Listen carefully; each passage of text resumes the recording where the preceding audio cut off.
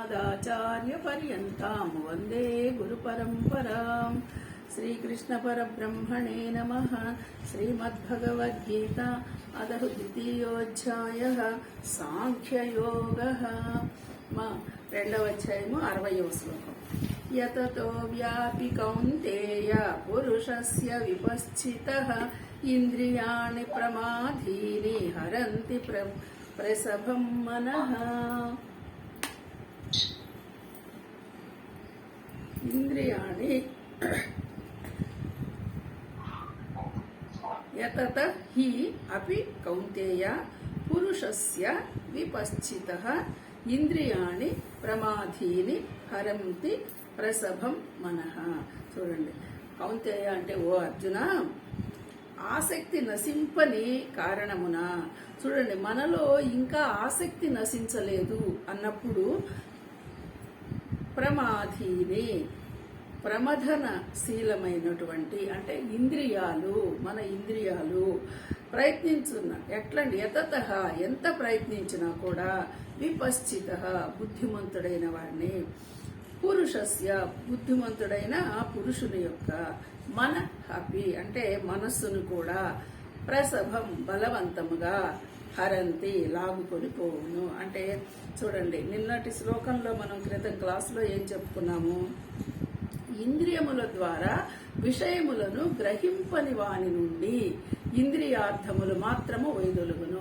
ఎప్పుడైతే మనము నిన్న విషయం మనం చెప్పుకున్నది, ఎప్పుడైతే మనము మన ఇంద్రియాల ద్వారా మన చెవి కన్ను ముక్కు ద్వారా మనం ఏవైతే విషయాలని గ్రహించకుండా ఉంటామో అంటే వాటిని తీసుకోకుండా ఉంటామో అలాంటి వాళ్ళకి మాత్రమే ఇంద్రియములకు సంబంధించిన అంటే విషయాలకు సంబంధించినటువంటి అర్థాలన్నీ తొలగిపోతాయి. అంటే చూడండి, ఇక్కడ అర్థాలు తొలగిపోవడం అంటే మనం ఏదైనా ఒక దృశ్యాన్ని చూసాము, ఇది అని ఒక నిర్ధారణకు వస్తాము. అంత అవసరమేముంది మనకి? లోకంలో జరుగుతూ ఉంటాయి, వాళ్ళు ఎలాగా వీళ్ళు ఎలాగా ఎన్నో జరుగుతాయి. అవి మనం తీసుకోవాల్సిన అవసరం ఏం లేదు కదా, అవసరం లేదు. కానీ అవన్నీ మనము తీసుకుంటున్నాం. అలా తీసుకొనే మనము పరమాత్మకు దూరం అవుతున్నాం. కాబట్టి అలా తీసుకోకుండా ఉండాలి అంటే ఆ ఇంద్రియాలు మనకి చెప్పే అర్థాలను మనం తొలగించేయాలి, దూరం పంపించేయాలి. మన నా కొద్ది విషయం అని చెప్పి మనం అలా వాటిపై ఆసక్తి మిగిలి చూడండి. కానీ మనకేమవుతుంది, అలా వదిలిపెట్టినా కూడా కొన్ని విషయాల మీద ఇంకా ఆసక్తి ఉంటూనే ఉంటుంది. ఆ ఆసక్తి ఉండబట్టే మనం ఇదిగో ఇలాగా దుఃఖానికి కానీ సంతోషానికి కానీ లోనవుతూ ఉన్నాం అనమాట, ఆసక్తి ఉండబట్టి. మరి అలాంటి ఆసక్తిని వదిలిపెడితే స్థితప్రజ్ఞుడు అనిపించుకుంటాడని మనం నిన్న అన్నాం. అదేవిధంగా ఆ పరమాత్మ సాక్షాత్కారం అనేది వారి నుండి ఇప్పుడు ఎప్పుడు మనకి ఆ ఆసక్తి లేకుండా పోతుంది అంటే పరమాత్మ సాక్షాత్కారాన్ని నువ్వు పొందగలిగితే ఆ ఆసక్తి నీ నుండి దూరం అవుతుంది అంటున్నాడు. అంటే నేను పరమాత్మని అనేటువంటి భావన నీకు అర్థమైతే అప్పుడు పరమాత్మగా ఉండడానికి ప్రయత్నిస్తావు. కానీ ఇంకా ఈ విషయాలు లోకంలో జరిగే విషయాల గురించి అంటే ఎందుకంటే లోకంలో జరిగే విషయాలన్నీ మనకు అర్థం అవుతుంది. క్షణభంగురం ఇప్పుడు ఉంది, ఇంకా సేపటికి ఉండటం లేదు, ఇదంతా రంగులు రాట్నమే తిరుగుతూ ఉంది. సో కాబట్టి ఇది అక్కర్లేదు, నాకు కావాల్సిందే కేవలము పరమాత్మ. ఆ పరమాత్మని దర్శించగలగాలి, అదే ముక్తి. ఈ విధంగా అర్థం చేసుకున్న వాడికి మాత్రమే ఇంద్రియాలు సేకరించేటువంటి విషయాల వల్ల ఎలాంటి ఇబ్బంది ఉండదు. లేకుంటే ఆ ఇంద్రియాలు సేకరించే విషయాల వల్ల మనం ఎప్పుడు ఇబ్బంది పడుతూనే ఉంటున్నాము. కాబట్టి ఆ విషయాల నుంచి మనం దూరం జరగమని చెప్తున్నాడు.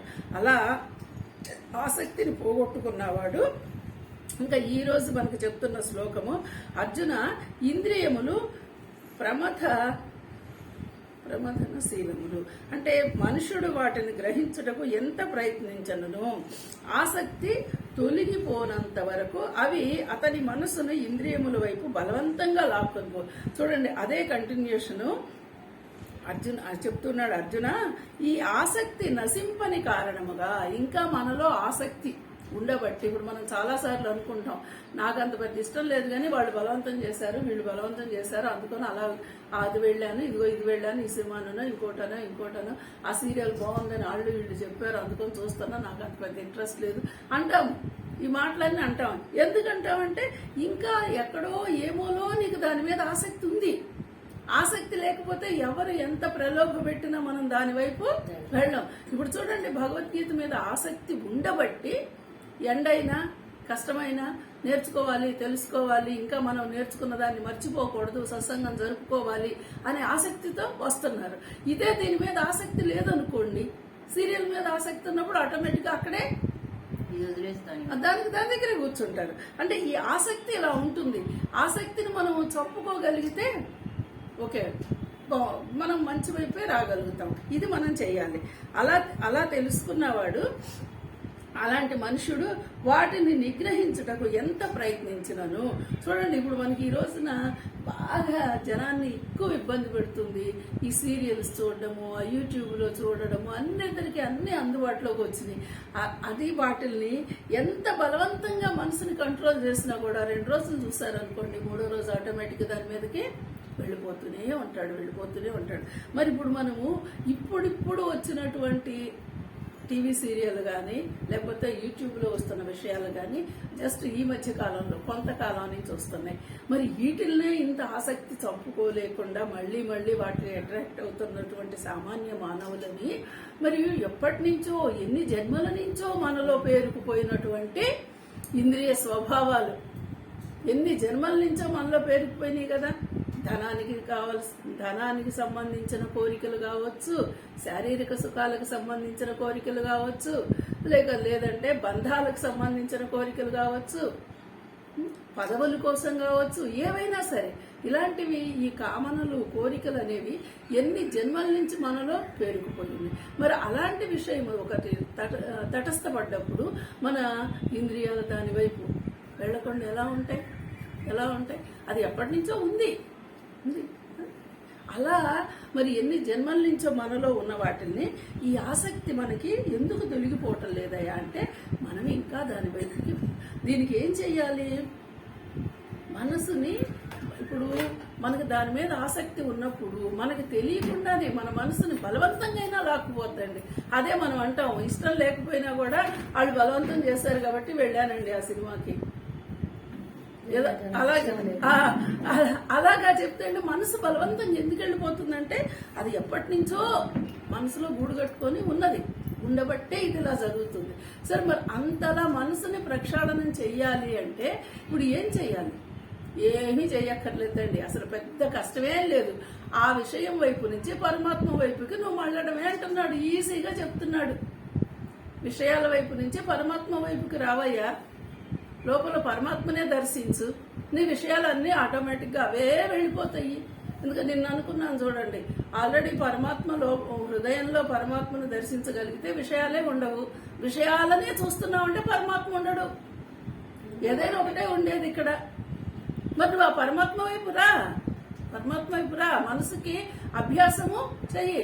ఇప్పుడు చూడండి, బాగా కిలుం పట్టింది, దేవుడి విగ్రహం అయినా సరే మనం పెట్టుకున్నాం కదా, పంచలోహాలనో లేకపోతే వెండి విగ్రహం అనో పెట్టాము, బాగా కిల్లిం పట్టింది.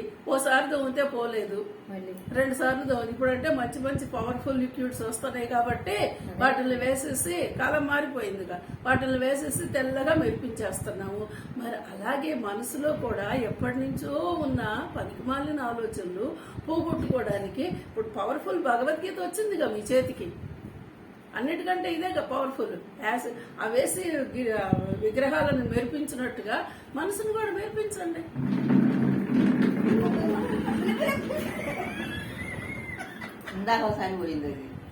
అంటే మన మనసుని కూడా మరి తోవండి శుభ్రంగా. ఒకప్పుడైతే ఉదాహరణ అదే చెప్పేవాళ్ళు, చింతపండు వేసి ఉప్పు వేసి బిందెలు తెల్లగా తోవినట్టు మా మనసుల్ని కూడా బిందెలు అప్పుడు తోముకోవాలి కదా. ఇప్పుడే ఉంది, ఇప్పుడే అవసరంలా ఆటోమేటిక్ గా స్విచ్ చేస్తే నీళ్లు పట్టుకుంటున్నాం కదా. ఆకులు పెట్టుకొని స్విచ్ చేసి నీళ్లు పట్టుకుంటున్నాం. ఏం బిందెలు కడగక్కర్లా, పెట్టక్కర్లా. ఎప్పుడో అది పాడైంది అన్నప్పుడు 6 నెలలకో వాడికి ఇస్తాము, ఓ 4,000 1000 2,000 ఇస్తాం, వాడే వస్తాడు, చేస్తాడు, పోతాడు. మనకి బిందెలు తోముకునే శ్రమ తప్పింది. లేకపోతే బిందెలు తోముకొని చింతపండు వేసి తోముకొని కడుక్కొని శుభ్రంగా పెట్టుకొని నీళ్లు మెరిసి పెట్టుకునేవాళ్ళం. ఇప్పుడు ఆడి డబ్బులు ఇస్తే ఆడే వచ్చి అది క్లీన్ చేసిపోతున్నాడు. మనకి ఈ శ్రమ తప్పింది. బిందెలేంది అని అడుగుతారు. అలా పరిస్థితులు మారిపోయినప్పుడు వాటికి ఎన్ని రకాల సౌకర్యాలు వచ్చినాయి అని మనం ఆలోచిస్తున్నామో, అలాగే మన మనసుని కూడా శుద్ధి చేసుకోవడానికి చాలా రకాల సౌకర్యాలు మనకి కనిపిస్తున్నాయి. ఈజీగా తెలుస్తుంది భగవంతుడు అనేవాడి గురించి. ఆ ఈజీగా తెలుస్తున్న వాడిని గట్టిగా పట్టుకోవాలి, గట్టిగా పట్టుకొని బంధించాలి అంతే. నీలో నువ్వు బంధించగలిగావంటే అదే చెప్తాడు కదా, కృష్ణుడు భక్తికే బందీ అవుతాడు. యశోదమ్మ కట్టేస్తాను, రోటికి కట్టేస్తాను అని అంటే అందరిళ్లలో వెన్న పాలు తింటున్నాడు, వద్దయ్యా మన ఇంట్లో కరువా ఏంటి రా అనేసి అందరూ కంప్లైంట్ చేస్తే పిలిచి తీసుకొచ్చి కట్టేస్తానంటే ఎన్ని తాళ్లు తీసుకొచ్చి కట్టినా ఇంకా 2 అంగుళాలు మిగులుతుందట, ఎన్ని కట్టినా ఇంకా 2 అంగుళాలు మిగులుతుంది అని అన్నాడు. ఇవి ఎన్ని తాళ్లే యాడ్ చేసినా కూడా ఇంకా 2 అంగుళాలు తక్కువ అవుతుంది. ఏమిటయ్యా ఏమిటి అంటే అదే మరి పరమాత్మది. మనం ఎంత ప్రయత్నించినా ఎంత చేసినా ఏ 2 మనలో కొరబడుతున్నాయి? నాది నేను. ఈ 2 మనకి ఉన్నంత కాలము ఆ పరమాత్మ నీకు దొరకడు. నువ్వు ఇప్పుడు అక్కడ యశోదమ్మకి ఏది ఉంది? నాది, నావాడు కృష్ణుడు, నేను కట్టేస్తున్నా అభావమే ఆవిడకుంది. అందుకే అయినా దొరకలా. ఏమిటైనా అంటే నవ్వుతూ మరి తన భువన భాండాలు నోటి అందే చూపించాడని చెప్తున్నారు కదా. 14 లోకాలన్నీ కూడా నోటి అందే చూపించాడు కదా. మరి ఆ 2 ఎప్పుడైతే నాయన నువ్వే నాయనా నాదనేది ఏముంది అని మనకు అర్థమైతే ఆయన దొరుకుతాడు. మరి ఈ మనలో కూడా అలా పరమాత్మని గుర్తించుకొని అప్పుడు మాత్రమే ఈ మనస్సు నీ స్వాధీనంలోకి వస్తుంది అంటున్నాడు.